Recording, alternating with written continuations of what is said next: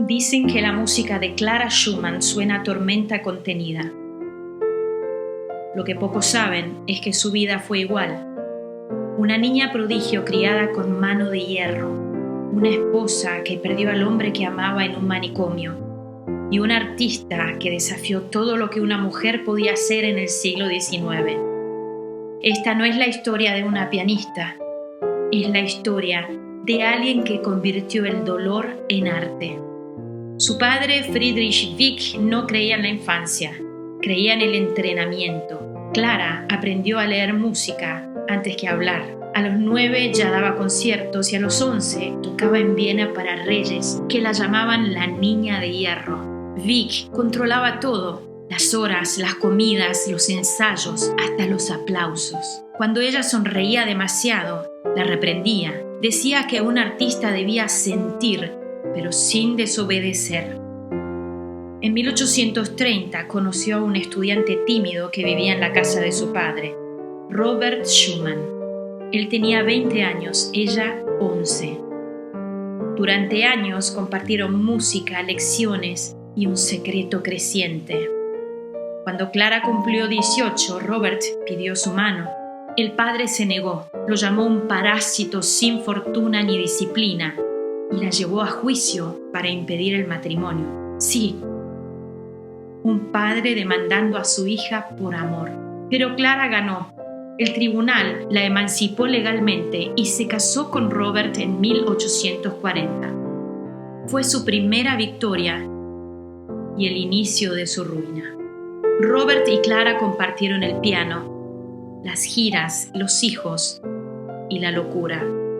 Él comenzó a oír voces.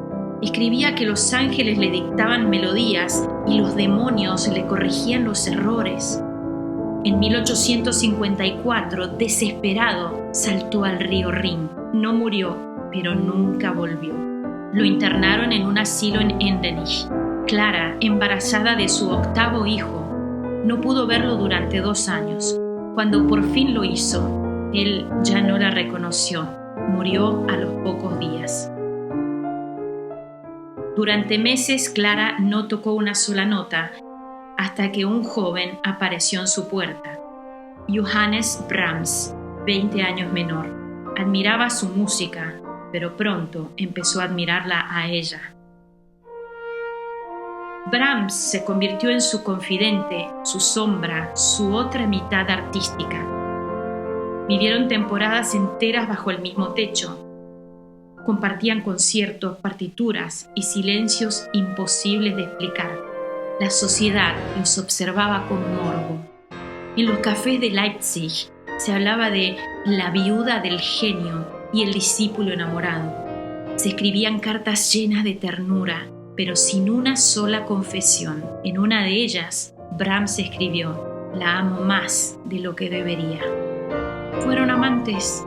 Nadie lo sabe, pero se entendían de una manera que solo 2 almas heridas entienden. Mientras tanto, Clara seguía girando por toda Europa. Viajó con partituras y niños en brazos, tocando más de 1.300 conciertos. Dormía en trenes, ensayaba en camerinos helados y aún así llenaba teatros. Corrigió, editó y publicó la obra de Robert, pero la suya apenas se escuchó. Los críticos la elogiaban y la despreciaban. Uno escribió: «Toca con fuerza impropia de su sexo».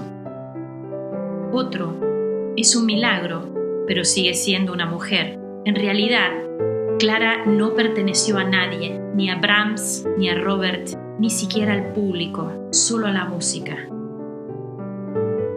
Cuando Clara Schumann murió en 1896, Brahms no fue a su funeral.